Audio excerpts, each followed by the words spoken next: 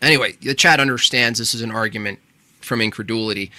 It's saying that if God is benevolent, he would do what I think a benevolent God would do, right? And it's just not true even in the human sense. It's never true that if you were all loving, you would do anything you can to stop your kid from being exposed to hard truths or hard, long suffering or some sort of trials and tribulations. That would make us automatons. That's not loving. Creating an automaton is not loving. You can, if it's the case that you can be a loving father and not intervene with your kid as he learns how to ride a bike, including knowing that he's going to get scuffed up, he's going to hurt himself. He could even break his arm, by the way. You're basically saying he could break his arm, and you're allowing that to happen.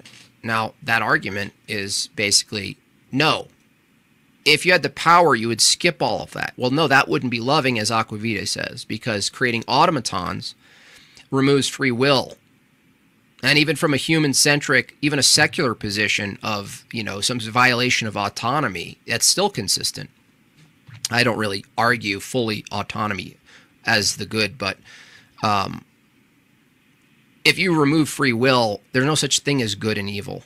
There's no such thing as any of it. It's all gone the moment you do that. It's just, by the way, mechanisms in motion. So if God was all good, we'd be mechanisms, is the argument. That's even the argument from the atheists. If God was so good, then there would be nothing in the world that I find bad. Much of which, not all of which, some people find just natural things bad. Why do there have to be hurricanes or whatever? But as far as people's behavior, if you look and say, why is it evil exist if God exists? Well, if that person didn't have free will, then it can't be evil anyway. If you reject free will and say, why did that guy do that terrible thing? Well, he didn't. He was just a machine. He was just a mechanism in motion.